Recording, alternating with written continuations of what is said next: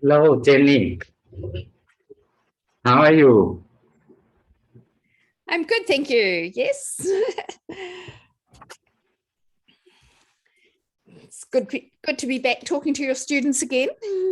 Actually, I appreciated your acceptation very much. It is our honor. It's my pleasure. Jenny, I was wondering about your background. Where is it? So it's a virtual background, and that's our campus, one of our AUT campuses. So we have 4 campuses, and this is one that's in the south of Auckland in an area called Manukau. And that's where I do quite a bit of work on this campus as well as others. But yeah, that's one of the university campuses. What is your season now? It should We're in autumn. autumn. Yeah, moving into winter. Starting to get a little cooler. Yeah. This is a virtual background, obviously. I'm currently at home right now. Yeah. It's Sunday evening and 5 o'clock at night.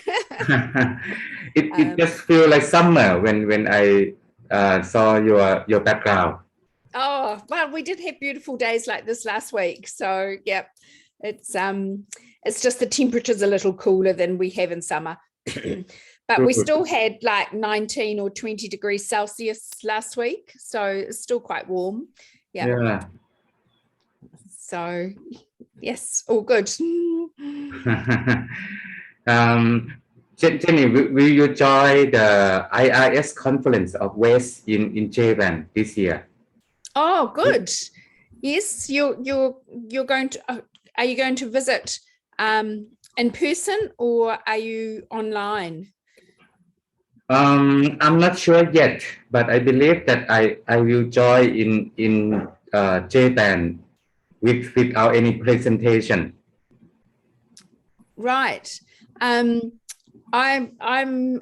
presenting online. I can't get to Japan. We don't have any funding from our university to travel overseas at the moment. They don't want us traveling overseas under the COVID sort of restrictions at the moment. And so we're not allowed to travel. So I will attend online, which is nice. Yeah. I see. Okay. But I'm busy working on, I'm the chair or co-editor of the conference proceedings. So working on all the paper reviews and getting all those out to the authors currently. So a big job there, but we're nearly at the point that all the reviews are in and we can get them back to the presenters. So that looks good. I see. Anyway, good to meet you today. As the student already know you last time.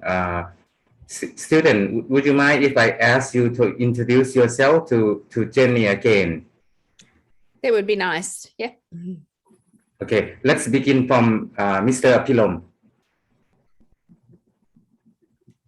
Okay, good afternoon. My name is Apilom. I am a teacher. I work at a school. Yeah, this is the second years in this program. Yeah. Mm-hmm. And are you currently in Thailand or are you studying from outside Thailand? In Thailand, yeah. In Thailand, yep. Thank you, Apilom. Next should be Selma. Selma, please. Good morning, Doctor. Good morning. Good morning. My name is Salma. Yeah, it's good morning this side. It's 7 o'clock. Good afternoon, everyone. Yeah, good evening here. And it's very cold. It's winter time this side. So you're obviously still at home. You're still back in Africa. Yep. Yes, I'm still in Namibia. Namibia, that's right. It's good to have you again, Doctor. Nice to be here. I'm looking forward to the class. Selma, I was wondering when you say cold, what is the local temperature now?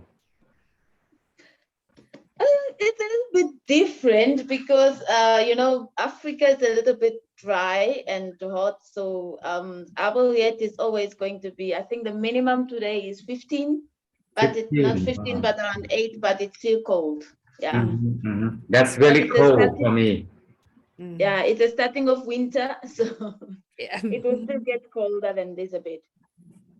Okay, thank you. Yeah, thank you.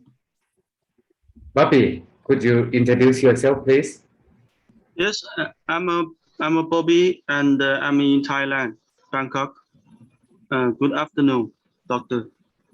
Good afternoon. Good evening from here. Okay, Piyapon, could you introduce yourself, please? Good afternoon. I'm Piyapon Kamudom. I'm from Thailand. I work from Maharaj Hospital as a nursing community. That's right. Yeah. Great.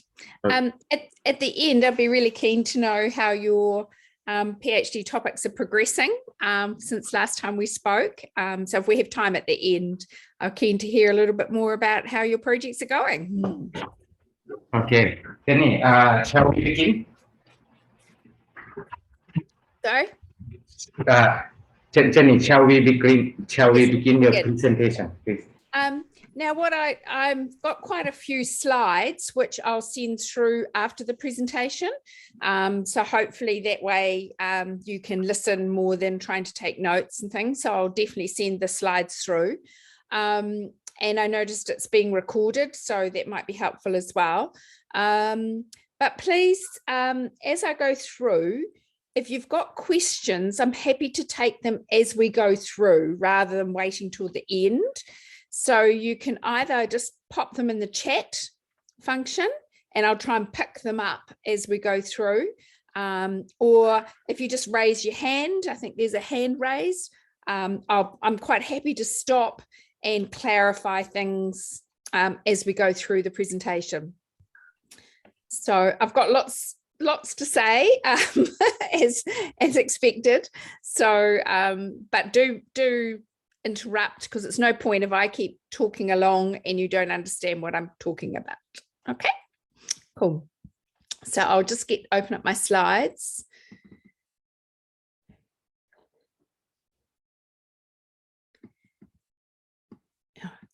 I keep swapping between different platforms, and so remembering where share screen, whether it's the top or the bottom or all right.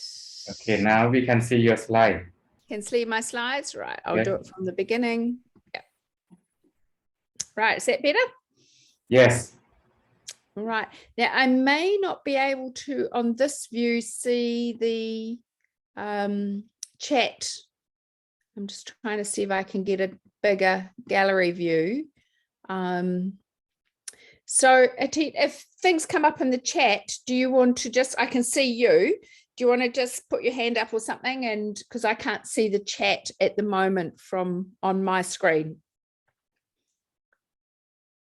For some reason, it's disappeared. Jenny, maybe it's high. Okay, I will try something.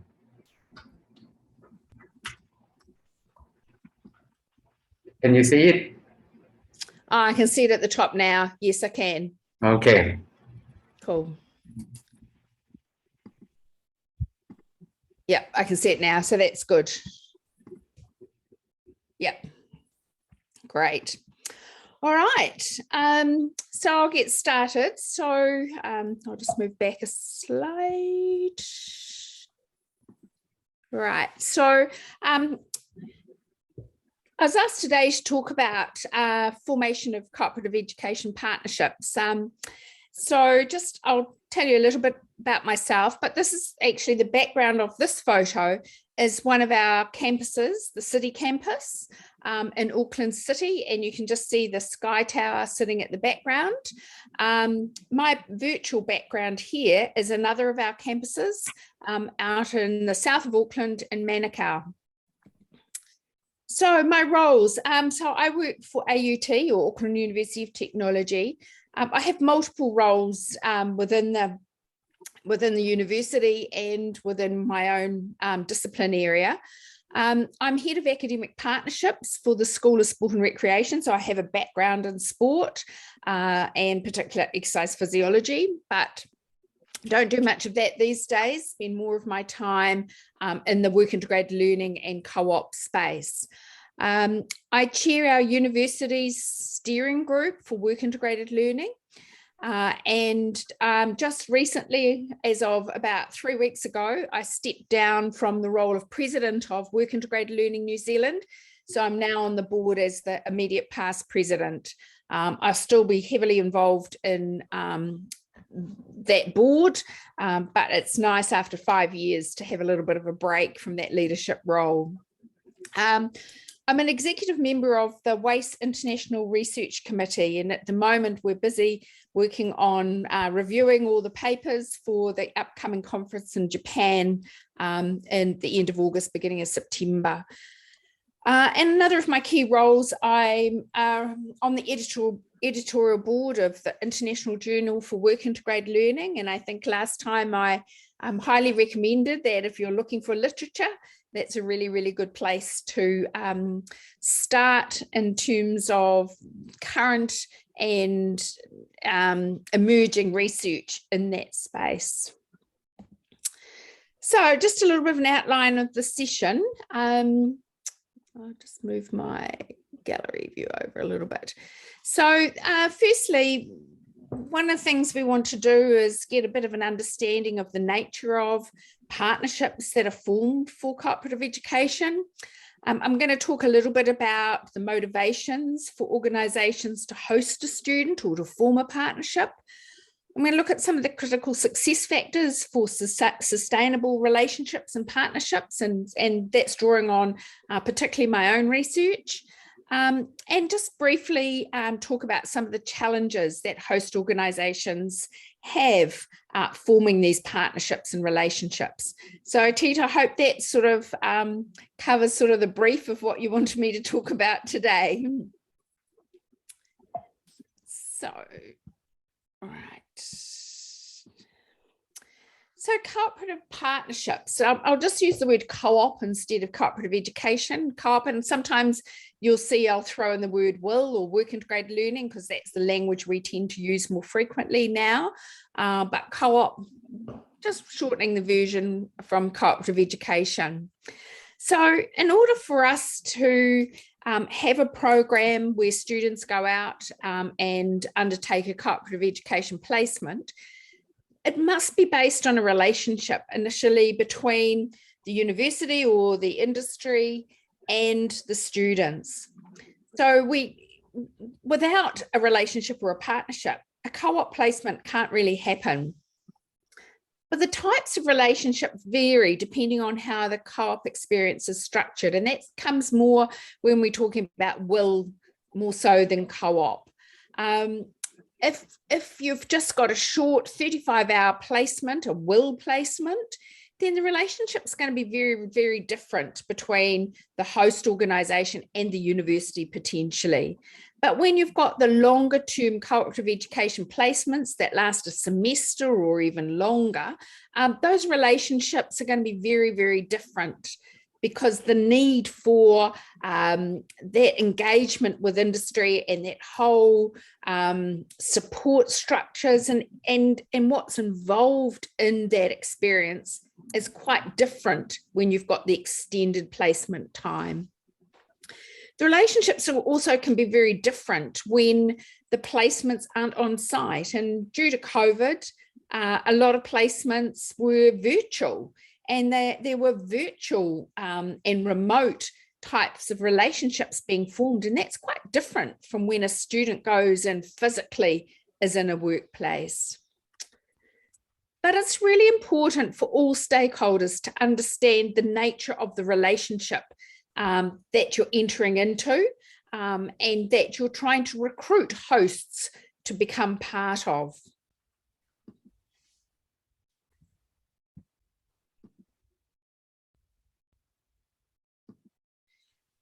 So if we use the word partnership, which is, I think, the sort of the language that's commonly used in the co-op space. So a partnership is when you've got an active, conscious arrangement to participate, to collaborate, to cooperate, and it could be in different ways and at different times. And that's what's commonly termed a partnership. But often the words are used interchangeably. So sometimes it's an alliance, sometimes it's a collaboration, sometimes it's a coalition or an exchange relationship. They often mean very similar things, but there are often nuances or differences that set them apart. Like a collaboration might be a little different than an alliance, for instance. But the word partnership is often used interchangeably with these other terms. But the nature and the quality of the partnership depends a lot on how much interaction there is between parties. So in some co-op relationships, there is very little interaction between the university and the workplace, but a lot of interaction between the student and the workplace. In other co-op partnerships, there is quite formalized interactions between the university and the host. And perhaps in things like nursing and some of those other areas, there's very, very formalized structures, often to do with accreditation and those sort of things. And so those relationships are much more formal and there's a different level of interaction. Co-op partnerships also depend on the commitment involved. Now, in some co-op relationships, they'll take one student, one off for a co-op placement, whereas other organisations will take students year on year on year on year. And so there's a range of different commitments involved in that partnership. Is this making sense? Yep. So when we think about who are the stakeholders in cooperative education, well, our stakeholders are our industry organisations, and they're an independent organisation with their own goals and missions. It depends what the nature of that industry is as to what those goals or mission actually are. Quite often the stakeholders are linked through formal agreements or contracts. And so that links the university, the student, and the host organisation together formally in a relationship through a learning agreement, or in some cases, a memorandum of understanding between the university and that industry host. But one of the things about the stakeholder relationship is that all parties are working together for mutually beneficial outcomes. So if we look at this diagram, this tries to put into perspective the relationships that are formed through cooperative education. So we have, obviously, the student is critical. Without a student, there's no point in this particular relationship for co-op. But other relationships can be formed within the university and industry for things like research collaborations, the use of specialised equipment, for guest lecturing and those sorts of things. But when we're talking about co-op, the tripartite relationship is the critical one. So the student is pivotal within that. You then have your industry or your host organisation. Now, sometimes there's professional accreditation bodies that are also strongly linked with that industry, particularly things like engineering or professional accreditation for the health sciences, nursing and midwifery and those sort of social work. They all have accreditation bodies that are quite strongly linked with industry to ensure that students get the right amount of experience. You then have the higher education institution or the university as a third key stakeholder.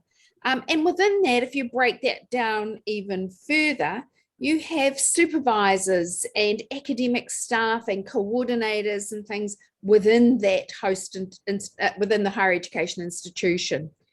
So although we have three main stakeholders in the partnership with co-op, we have these extras and others that also sit within those relationships. So Many years ago, as part of my own doctoral studies, I did some work around the nature of cooperative education partnerships and what were the motivations for industry to be part of that relationship. I drew on some theory called interorganizational theory, and that's quite strong within the sports sector, which is the area that I was studying. And through this theory of interorganizational relationships, I looked at some frameworks that were commonly used to look at relationships between organizations. In my case, it was sport organizations. But that theory could be then applied into the co-op scenario for any organization. So my research managed to identify some key motivations for undertaking a partnership or forming a partnership with a higher education institution to undertake co-op related activities. And I identified 5 key factors: efficiency, reciprocity, synergy, legitimacy, and personal connections. Now, the top 4, efficiency, reciprocity, synergy, and legitimacy, they are consistent with interorganizational relationships in any particular context. Personal connections was really the point of difference that I found for co-op relationships. Now, I'm going to talk a little bit about each of these on their own. So, motive of reciprocity. So that's often a word you struggle to get your tongue around, reciprocity. But many host organizations or industry want to form a partnership with the university to have a student on board because they've got mutually beneficial goals. They want to improve the labour force in their particular discipline area. They potentially want to benefit the discipline as a whole. So they have mutually beneficial goals for actually wanting to be part of a co-op relationship. But what also reciprocity is about is that they will expend their resources in expectation of a return. So if you think about a host organization, they'll have a student, a co-op student in their workplace in the hope that they will get a return by that student being useful and providing extra resources and skills and things and adding value to that organization. What also is a motive for formation of these relationships is that the benefits should exceed the disadvantages and costs. And obviously for a host organization to take a student on board, there are going to be some costs, whether those costs are financial or time or inconvenience at times. But one of the things about reciprocity is that the benefits of the partnership with the student and the university means that it should exceed the disadvantages of having the student on board. So that's one of the motivations for forming the partnership. Another motivation for forming a partnership is that of legitimacy. And that's all about improving an organization's image and reputation by being linked with the university. And quite often it can be used as a marketing ploy that they have these strong links with a university. Another one is the fact that by being strongly linked with the university, they can get up-to-date knowledge that the students bring in from the university context. University students are often studying the most up-to-date research and theories as part of their program of study. And when they go out into a workplace, they take that knowledge with them. So therefore, the industry then gets an opportunity to learn that new knowledge and to advance their own knowledge in that space. Legitimacy works both ways. So it's value for both the industry and the university. by having those relationships that work together.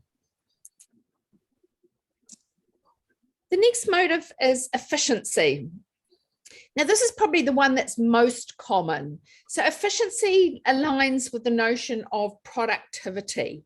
So a lot of organizations take on cooperative education students or form these partnerships to provide extra labor into their workforce. This is particularly prevalent in the sectors where students aren't paid for their placements. So they can get extra students on board, they can get work done with no financial cost to them. It's often a motive where you've got a short-term project or seasonal work. You can potentially get students in during that time frame that allows extra work extra productivity to occur.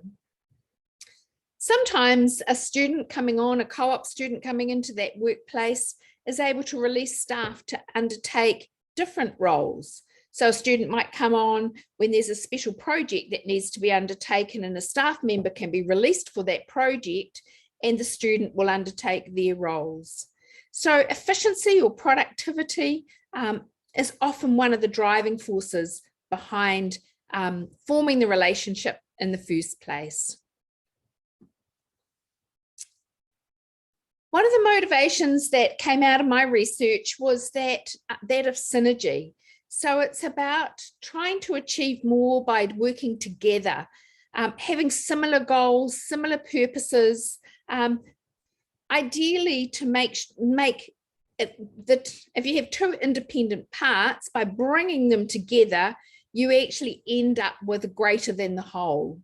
So the point of having a student relationship with the workplace, a relationship with the industry, it advances the industry as a whole, and particularly in areas where there is a need for improved skills in the workplace.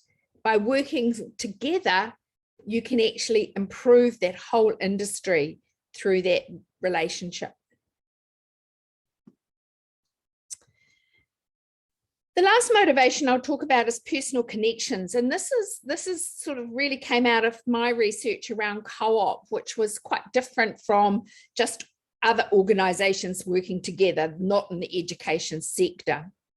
It was quite clear from my research that co-op relationships were often formed between people who knew each other. So it was those personal connections that created the relationship with the university. It often could be alumni, for instance, that are out there in industry, and they will then had a personal connection back with the university and keen to continue that co-op experience that they had had as a student themselves. So that was a motivation, was around that continuation of what they were able to experience. But what is of concern is when a relationship or a partnership with the university is based on personal connections, if that person leaves the organisation, then quite often that partnership falls over because it's been formed between two individuals. So for long-term viability, universities need to align strategically with organisations, not just with individuals. And that way, ongoing relationships are formed that are not dependent if somebody leaves that workplace. Is that all making sense? Yep. It's really interesting, Jenny, about these 5 motivations. Very good. And by the way, for some reason, the session may end it in 6 minutes. If it is ended, please sign in again because for some technical problem. But Okay. I had talked with the technicians, and he said that if we sign in back, everything will be okay. Okay, because it says 6 minutes left. Yeah. Sorry for this technical problem. Yeah. So I use the same sign-in code, the same code that you gave me to sign in. Yeah. Good. Yeah. Yep. The same code. Yes. The same Okay. ID. Okay, cool. Oh, Right. should we pause now and then we sign out and then we sign in? Should we? No, I can probably do the next slide. Okay, please. And then we'll sign out because Okay. we'll sign back Okay. in, because otherwise we'll end up having Yeah. to do it again another time. Yeah. Okay, so that sort of covered the motivations for why organizations might want to form a relationship with a university and a university with a host organization. So then the next sort of topic I then explored in my own research was around critical success factors for those relationships. So we talked about the motivations. Now we've got to talk about, well, what makes a relationship successful? You can form the relationship, but if you want to sustain that relationship and you want to make it successful, we investigated some success factors for those relationships to be sustainable. Now, while we sign in and sign out again, I want you to have a quick look at this diagram. And as we go through re-signing in and things, I want you to think about which of these factors do you think are the most important for successful relationships. So if your co-op relationship is going to be successful, which of these are most important? So if you think about that while we sign in and sign out, and then I'll ask you some questions when we come back in, and I'll get you to pop it back into the chat when we come in. Okay. Please Right. forgive me for this inconvenience. No, all good. So I'll stop sharing and then I'll leave and then come back in again. Okay. Okay.